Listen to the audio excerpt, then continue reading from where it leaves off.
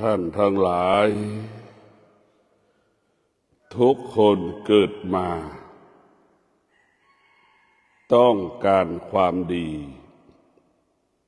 แสวงหาความดีทุกขณะลมหายใจ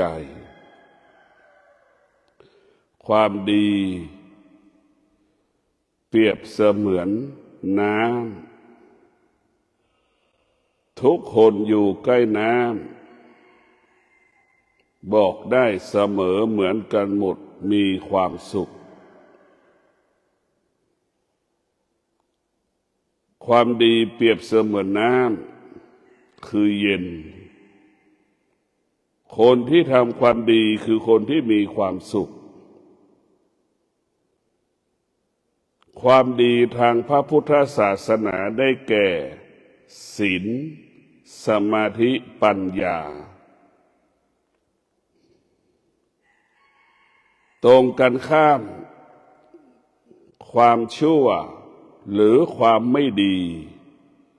ทุกคนไม่ต้องการทุกคนหลบหลีกหนีทุกการเวลาความชั่วหรือความไม่ดีเปรียบเสมือนไฟเปรียบเสมือนไฟเป็นของร้อนเป็นสิ่งที่มันร้อนคนอยู่ใกล้ไฟเกิดความทุกข์ทุกคนอยู่ใกล้ไฟจะบอกเสมอเหมือนกบฏว่ามันร้อนความร้อนนั้นเกิดไปเป็นความทุกข์ท่านทั้งหลายความทุกข์ทั้งหลายก็เกิดจากการละเมิดศีล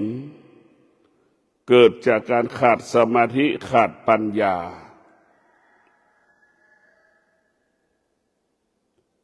ความดี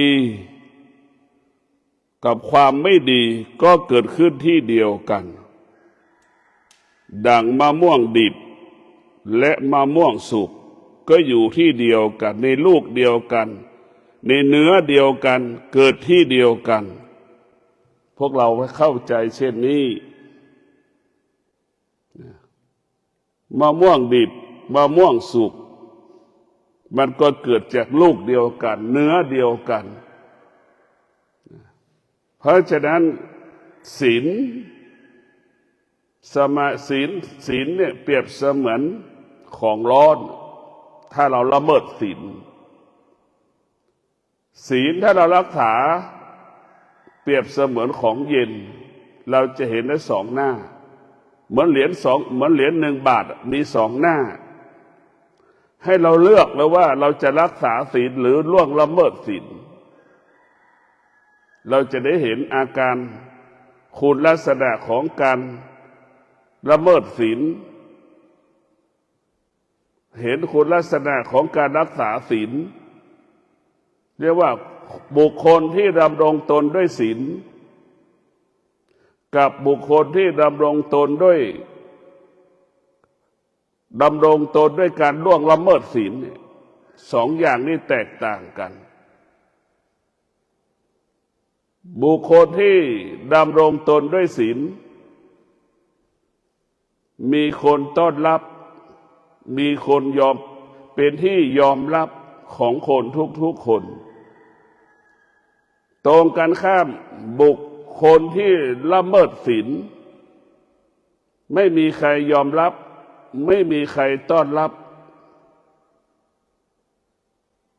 พวกเราทั้งหลายดังสามีล่วงละเมิดศีลภรรยาไม่ต้อนรับเช่นเดียวกับภรรยาละเมิดศีลสามีก็ไม่ต้อนรับ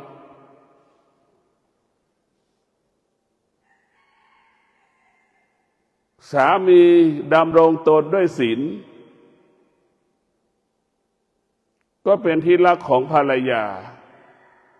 ภรรยาดำรงตนด้วยศีลก็เป็นที่รักของสามีเนี่ยศีลเป็นสัญลักษณ์ของความดีขนาดเดียวกันละเมิดศีล ก็เป็นสัญลักษณ์แห่งความไม่ดีสามีละเมิดศีลย่อมเป็นที่รังเกียจของภรรยาภรรยาละเมิดศีลเป็นที่รังเกียจของสามีนี่แหละคือความจริงคือศีลพระพุทธเจ้าจึงบัญญัติศีลขึ้นมาค้นพบศีลและบัญญัติศีลนำเอาศีลมาประกาศให้กับคนทั้งโลกได้รับรู้ว่าศีลว่าด้วยการจัดระเบียบการดำเนินชีวิตประชากรโลกประชากรโลกนั้นเกิดมาเหมือนกันหมดต้องการความสุขไม่ต้องการความทุกข์ต้องการความมั่นคงต้องการความปลอดภัยนี่เหมือนกันหมด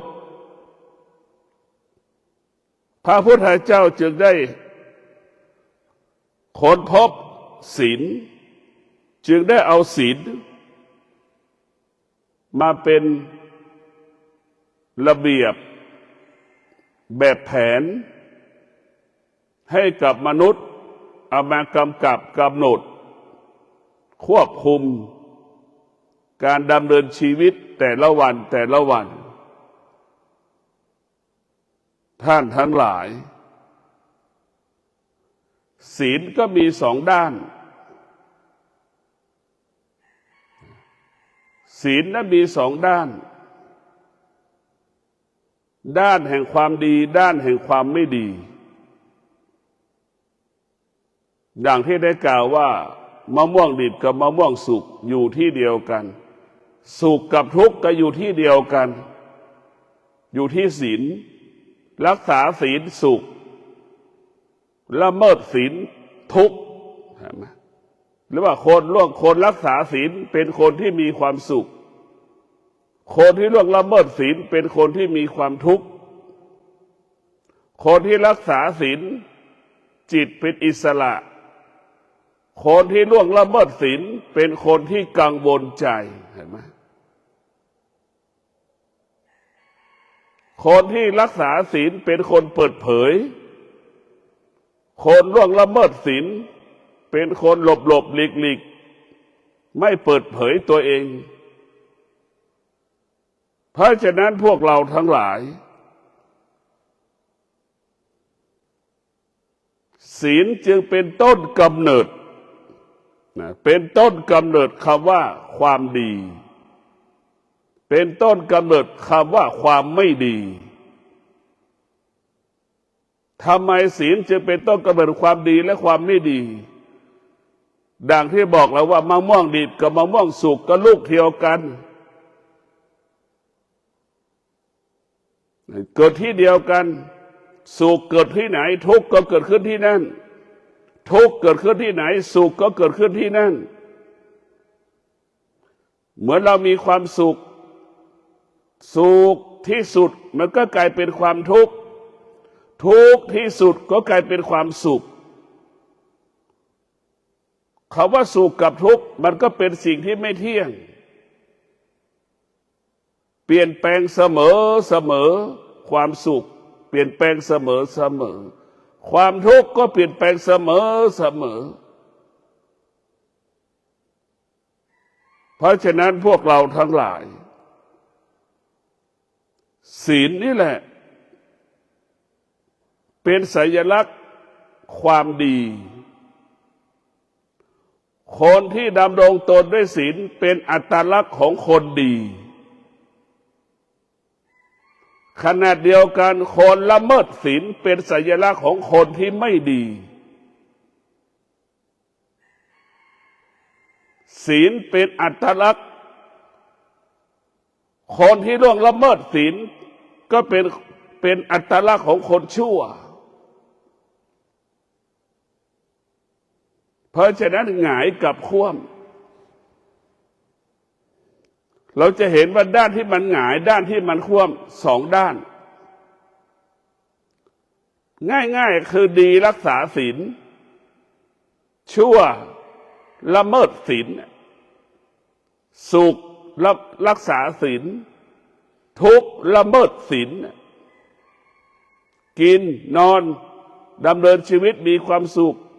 เพราะศีลกินนอนเดินดำเนินชีวิตไม่มีความสุขเพราะละเมิดศีลมันก็อยู่หงายกับควบนี่แหละพวกเราทั้งหลาย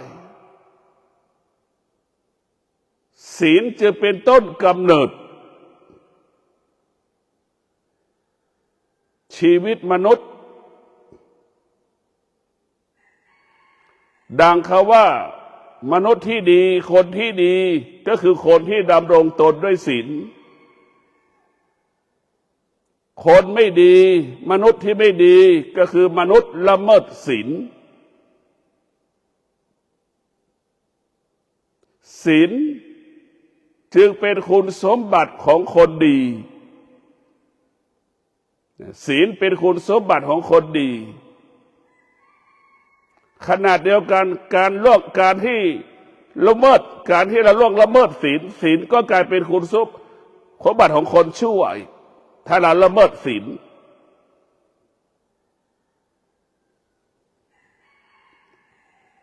เพราะฉะนั้นพวกเราทั้งหลาย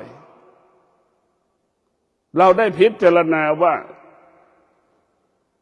ทุกสิ่งเกิดที่เดียวกันหมดไม่ได้เกิดจากที่ใดที่หนึ่งดังมนุษย์เกิดมาเนี่ยมันก็เกิดจาก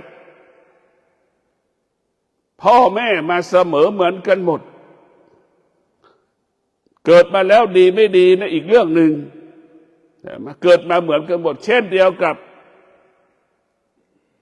เขาว่าความดีความไม่ดีก็เกิดจากที่เดียวกันหมดเพราะฉะนั้นพวกเราทั้งหลายพ่อแม่ครูบาอาจารย์จึงบอกให้เรารู้ความชั่วเกิดขึ้นที่ไหนความดีก็เกิดที่นั่นสิ่งที่เกิดก็คือสิ่งที่ดับสิ่งที่ดับก็คือสิ่งที่มันเกิดที่เราเรียกว่าอาการเกิดดับการเกิดดับการเกิดดับนี่แหละคือสิ่งที่เกิดก็คือสิ่งที่ดับทั้งมันเป็นของไม่เที่ยงเป็นสิ่งที่ไม่เที่ยงเป็นสิ่งที่มันเปลี่ยนแปลงเสมอนั่นแหละความสุขความทุกข์ผู้ที่ยึดถือความสุขความทุกข์เป็นคนที่ขาดปัญญาคนที่ขาดปัญญาก็ยึดมั่นในสุขยึดมั่นในทุกข์คนที่มีปัญญาไม่ยึดมั่นในสุขไม่ยึดมั่นในทุกข์เพราะเรารู้ว่าสุขมันไม่เที่ยงทุกข์มันไม่เที่ยงเพราะฉะนั้นพวกเราทั้งหลายคนที่ขาดปัญญาส่วนมากคนทั้งโลกขาดปัญญาทุกข์เกิดก็ไปยึดติดในทุกข์เป็นทุกข์กับสุขเกิดก็ไปยึดติดในสุขก็เป็นทุกข์ยามที่สุขเปลี่ยนแปลงน่ะเป็นทุกข์อีกสุขเกิดก็ไปยึดติดในสุขพอสุขมันเปลี่ยนแปลงกลายเป็นความทุกข์อีกเป็นทุกข์อีกชีวิตมนุษย์ก็ตกอยู่ใต้อำนาจความสุขกับความทุกข์พอความสุขเกิดก็มีพลังที่จะสร้างสรรค์มีพลังที่จะประกอบอาชีพมีพลังที่ปฏิบัติหน้าที่พอทุกข์เกิดขึ้นกังวลใจอ่อนแอใจหวั่นไหวกังวลใจอ่อนแอใจหวั่นไหวไม่พร้อมที่จะพัฒนาไม่พร้อมที่จะเปลี่ยนแปลงตัวเองมันก็บ่งบอกว่าความทุกข์เป็นผู้ทำลายชีวิตมันก็บ่งบอกว่าความสุขเป็นผู้สร้างสรรค์ชีวิต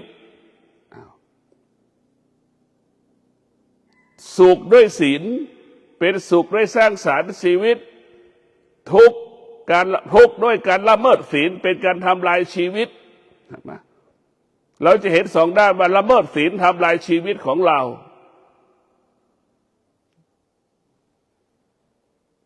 เมื่อเรารู้ว่าศีลเป็นต้นกำเนิดคำว่าความดีเรารู้แล้ว ขณะเดียวกันละเมิดศีลเป็นต้นกำเนิดคำว่าคนไม่ดีเราจะเรียกว่าศีลเป็นคุณสมบัติของคนดีก็ว่าได้หรือคนดีคนนั้นประกอบไปด้วยศีลดังแม่ที่ดีพ่อที่ดีประกอบไปด้วยศีลเป็นที่ยอมรับของลูก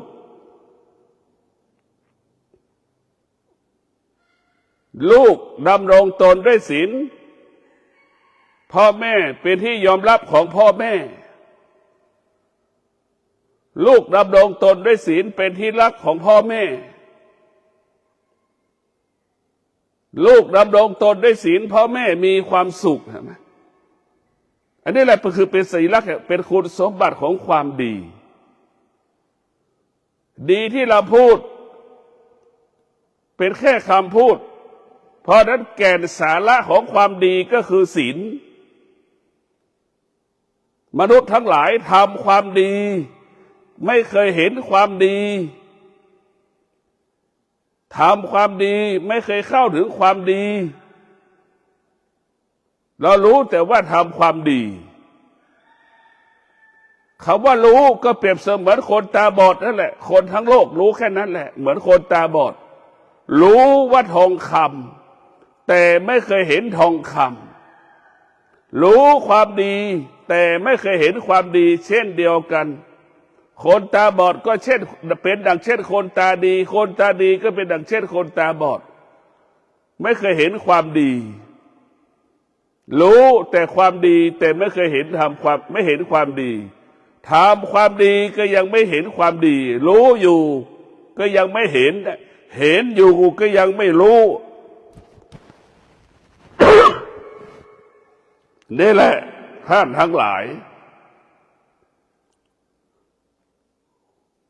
ที่เราไม่เห็นความดีก็เพราะเราขาดปัญญาเพราะฉะนั้นพวกเราทั้งหลายเมื่อเราขาดปัญญาเราจะไม่รู้ความจริงแจ่มชัดเรียกว่ารู้ความดีเพียงแค่หูรู้ความดีเพียงแค่ปากที่เราพูดกันเฉยๆแต่เรายังไม่เคยสัมผัสกับความดีไม่เคยจับกับความดีเหมือนคนตาบอดไม่เคยจับทองคำเหมือนคนตาบอดไม่เคยเห็นทองคำนั่นแหละคนที่ทำดีก็เป็นเช่นนั้นส่วนมากรู้เฉยๆว่าดีเพราะฉะนั้นความดีก็คือศีลท่านทั้งหลายจดจำไว้ความดีคือศีลคนดีคือคนที่มีศีลคนไม่ดีคือคนละเมิดศีลคนละเมิดศีลเป็นคนที่ไม่ดีมันอยู่ที่ตรงนี้ละหงายกับควบให้เราได้เข้าใจ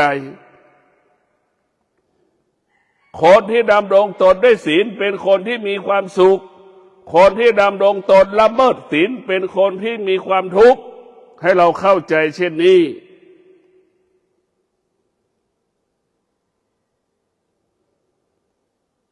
เราดำรงตนด้วยศีลชีวิตเป็นอิสระเพราะศีลคือความจริงศีลเป็นผู้ประกาศความบริสุทธิ์ศีลเป็นผู้เป็นผู้ประกาศความว่าหมดจดผ่องใสกายของเราประกอบไปด้วยศีลเนี่ยกายมนุษย์70%ประกอบไปด้วยศีล5กายมนุษย์อีก30%ละเมิดศีลละเมิดศีลในท่านทั้งหลายเราต้องมีสติภาษาพระธรรมะภาคปฏิบัติมีสติเมื่อเรามีสติเราจะดำรงตนด้วยศีลยามใดที่เราขาดสติดำรงตนละเมิดศีลดำรงตนด้วยละเมิดศีลเพราะฉะนั้นพวกเราทั้งหลายธรรมะของพระพุทธเจ้าเนี่ยคือสติเป็นต้นของธรรมเป็นต้นกำเนิดของธรรม สติท่านทั้งหลายสติเนี่ยมันเป็นผู้ควบคุมสติคือแม่สติเปรียบเสมือนแม่นะจิตเปรียบเสมือนลูกต้องแม่จะต้องควบคุมลูกอบรมลูกตั้งแต่เล็กๆนั่นแหละสติเป็นผู้ควบคุมจิตเราเปรียบเสมือนศีลเมื่อเรามีสตินะเมื่อมีสติเราจะดำรงตนด้วยศีลรักษาศีลปฏิบัติตนด้วยศีลนั่นแหละคือสติจะบอกจะสอนให้เราอย่างนั้นให้เรารับรู้ท่านทั้งหลายเมื่อเรารู้แล้วว่าศีลเป็นคุณสมบัติของคนดีเป็นคุณสมบัติของคนดีดังที่ได้กล่าวว่าพ่อแม่ที่ดีประกอบไปด้วยศีลลูกที่ดีประกอบไปด้วยศีลสามีภรรยาที่ดีประกอบไปด้วยศีลนายจ้างที่ดีลูกจ้างที่ดีประกอบไปด้วยศีลเพราะฉะนั้นพวกเรารู้แล้วว่าศีลเนี่ยเป็นสัญลักษณ์ความดีคนที่ดำรงตนด้วยศีลเป็นอัตลักษณ์ของคนดีให้เราเข้าใจเช่นนี้การเกิดมาของเรานี่สิ่งที่เราควรรู้ก็รู้เรื่องความจริงนี่แหละความจริงก็คือความดีความดีก็เปรียบเสมือนน้ำความไม่ดีเปรียบเสมือนไฟคุณสมบัติของน้ำเย็นคุณสมบัติของไฟคือร้อนความดีเปรียบเสมือนน้ำความชั่วหรือความไม่ดีเปรียบเสมือนไฟคนที่ทำความดีและมีความสุขคนที่ทำความไม่ดีมีความทุกข์คนที่ทำความดีดำเนินชีวิตมีความสุขคนที่ทำความไม่ดีละเมิดศีลกังวลใจทุกข์ใจตลอดเวลาเนี่ยมันแตกต่างกันพวกเราเมื่อเรารู้แล้วว่าความดีเกิดจากศีล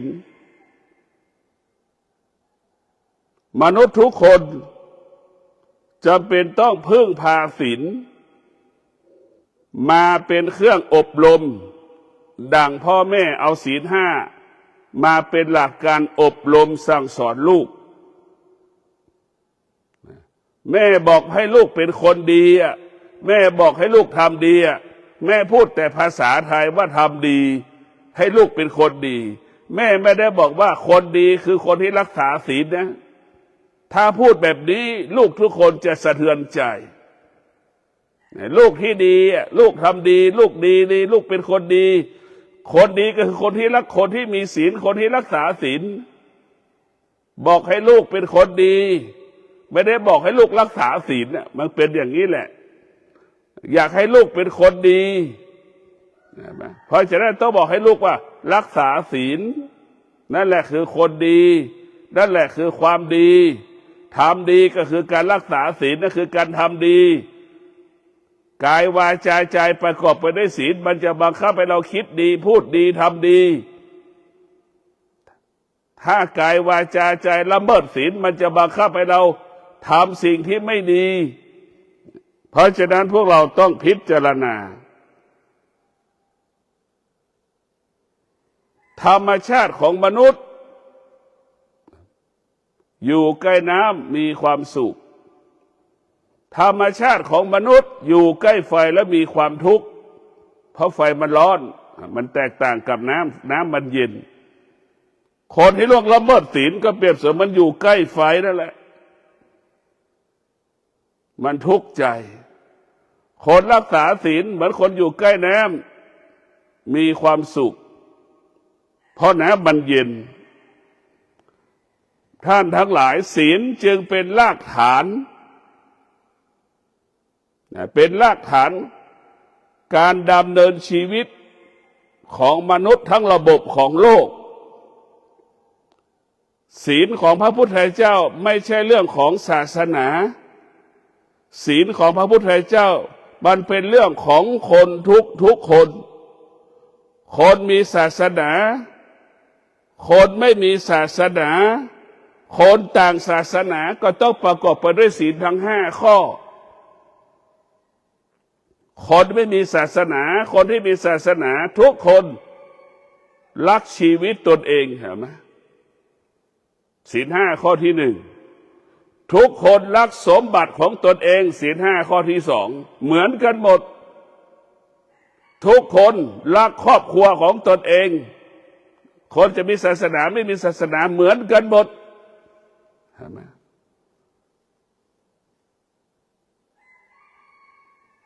คนทุกคนไม่จะมีศาสนาไม่มีศาสนาไม่ให้คนอื่นมาใส่ร้ายป้ายสีไม่ให้ใครว่ากล่าวเท็จเราเลยเหมือนกันหมดเหมือนกันหมดเพราะฉะนั้นพุทธเจ้าจึงเอาศีลนั้นเป็นหลักจากการระเบียบประชากรโลกศีลนั้นมันเปรียบเสมือนแผ่นดินต้นไม้ที่เป็นพิษก็เกิดจากแผ่นดินนี่แหละเกิดจากดินนี่แหละต้นไม้ที่ไม่เป็นพิษก็เกิดจากดินนี่แหละเอาไปปลูกจากดินหมดเกิดจากดินหมดเช่นเดียวกับชั่วก็เกิดจากการละเมิดศีลเกิดที่เดียวกันหมดดีก็เกิดจากการรักษาศีลดังต้นไม้เป็นพิษก็เกิดจากดินต้นไม้ที่เรากินแล้วประโยชน์ต่อร่างกายก็เกิดจากดินไม่เป็นพิษเป็นพิษเกิดจากดินเหมือนกันหมดมันเป็นต้นกำเนิดของสรรพสิ่งทั้งปวง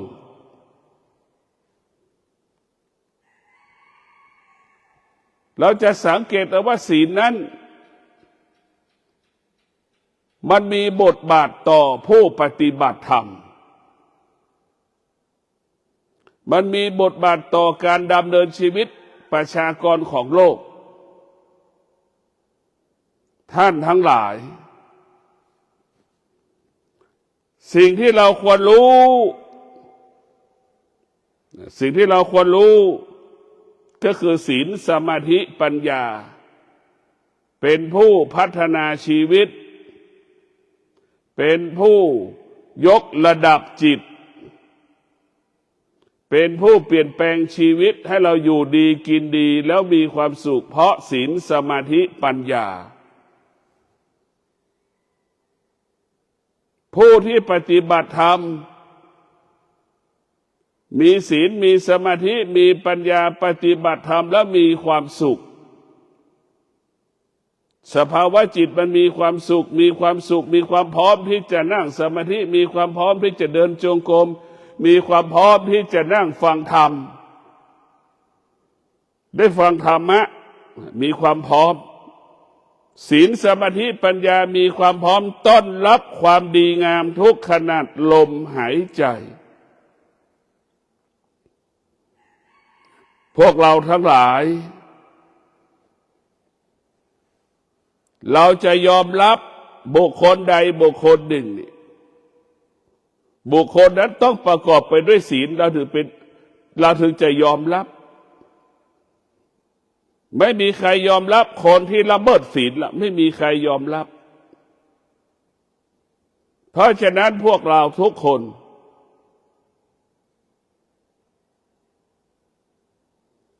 การที่เราจะยอมรับซึ่งกันและกันนั่นคือศีลเท่านั้นเป็นที่ยอมรับซึ่งกันและกันศีลมันเปรียบเสมือนไก่ศีลเปรียบเสมือนหมูเปรียบเสมือนงัวเปรียบเสมือนปลามันเป็นอาหารหลักของประชากรโลกเช่นเดียวศีลจึงเป็นหลักการพัฒนาชีวิตมนุษย์โลกศีลจะเป็นหลักของการพัฒนาทรัพยากรมนุษย์โลก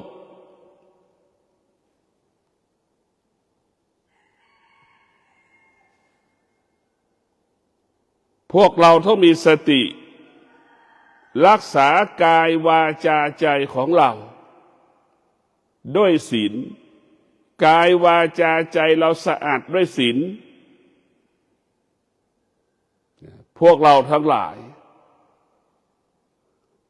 ศีลเปรียบเสมือนสบู่ที่เราชำระล้างเหื่อใครที่เราอาบน้ำศีลเปรียบเสมือนผงซักฟอกผงซักผ้าน้ำยาซักผ้าที่เราไปซักผ้าเหื่อใครที่มันเปื้อนนั่นแหละศีลคือผู้ชำระซักเสื้อผ้าให้สะอาดศีลเปรียบเสมือนสบู่ชำระร่างกายเราให้สะอาดหมดจดปราศจากเหื่อและไข่นั่นแหละคือศีลเปรียบเสมือนเช่นนั้นแหละท่านทั้งหลายคนละเมิดศีลเหมือนคนที่ร่างกายสกปรกเหมือนเสื้อที่เหมือนร่างกายที่เปื้อนไปด้วยเหื่อไข่เหมือนเสื้อผ้าที่เปื้อนไปด้วยคราบเหื่อไข่สิ่งกปรกนั่นแหละคนล่วงละเมิดศีลเป็นเช่นนั้นเป็นทุกข์กังวลใจก็ขอให้พวกเราได้มีสติพิจารณาสามีที่ดีประกอบไปด้วยศีลภรรยาที่ดีประกอบไปด้วยศีลลูกที่ดีประกอบไปด้วยศีล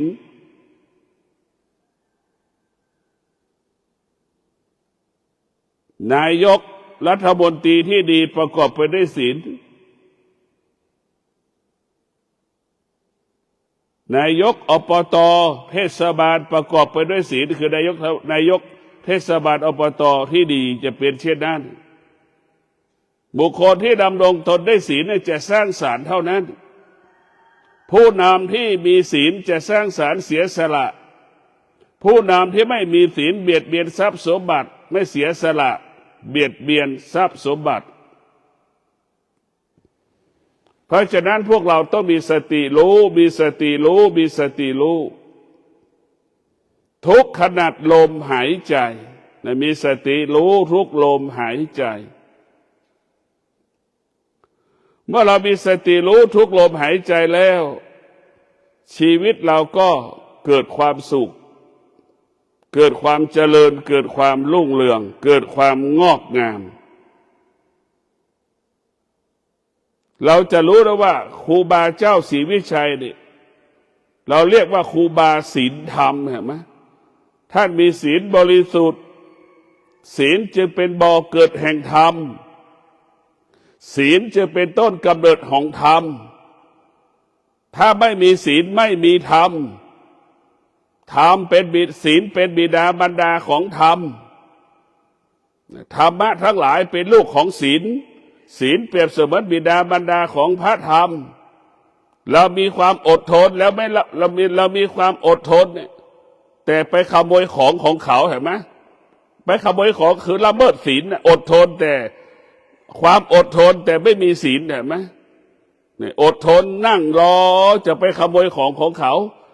นั่งรอหน้าบ้านถ้าเขาออกบ้านเมื่อไหร่ก็จะไปขโมยของในบ้านอย่างนั้นเห็นไหมนั่นแหละธรรมะต้องประกอบไปด้วยศีลจึงเป็นธรรมะที่สมบูรณ์แบบธรรมะใดๆ84,000 พระธรรมขันธ์ปราศจากศีลธรรมะนั้นไม่สมบูรณ์ธรรมะไม่สะอาดธรรมะไม่บริสุทธิ์อดทนเห็นไหมเมื่อเราอดทนบำเพ็ญเพียรภาวนาเราจะประสบความสำเร็จดั่งพระพุทธเจ้าดั่งพระอรหันต์ทุกพระองค์บำเพ็ญความอดทนจึงบรรลุธรรมเห็นธรรมเป็นพระอรหันต์เป็นพุทธเจ้าได้เพราะความอดทนนี่แหละส่วนมากอดทนธรรมะที่ไม่มีศีลเนี่ยธรรมะทุกข้อต้องประกอบไปด้วยศีลความอดทนเนี่ยอดทนเหมือนกันแต่อดทนที่จะไปขโมยของเขาเห็นไหมนั่งรอเขาจะออกจากบ้านจะไปหยิบของเขามากินเพราะหิวรอนั่นแหละนะอดทนเห็นไหมพวกเราทั้งหลายเราพิจารณาดูดังที่บอกว่าธรรมะของพระพุทธเจ้าต้องประกอบไปด้วยศีลธรรมะนั้นบริสุทธิ์ธรรมะใดๆที่ล่วงละเมิดศีลไม่บริสุทธิ์นะเราต้องเข้าใจดังคนที่อดทนเห็นไหมจะไปขโมยเขาต้องอดทนเห็นไหมเหมือนเราไปขโมยแร่ธาตุในดินอย่างเงี้ยเขาเป็นแอบขโมยไปตัดไม้อย่างนี้ก็ต้องอดทนเห็นไหมกว่าจะตัดไม้ได้ก็ต้องใช้ความอดทนต้องเดินต้องหาสถานที่ไกลๆมันแหละอดทนเราจะต้องคิดว่าความอดทนนั้นมันปราศจากศีลเป็นธรรมะที่ไม่บริสุทธิ์ ความอดทนต้องประกอบไปด้วยศีลทำให้ธรรมะบริสุทธิ์ดังพระพุทธเจ้าประกอบไปด้วยศีลเราจะเป็นที่ยอมรับของคนทุกๆคนพ่อแม่สามีภรรยาลูกประกอบไปด้วยศีลเป็นที่ยอมรับซึ่งกันและกันอันนี้แหละคือความจริงก็ขอให้ท่านทั้งหลายมีสติพิจารณานำเอาความจริงก็คือศีลไปกำกับไปกำหนดไปควบคุมกายประกอบไปด้วยศีลวาจาประกอบไปด้วยศีลใจประกอบไปด้วยศีลจึงเกิดคำว่างอกงามเบิกบานผ่องใสตลอดกาลขอเจริญพร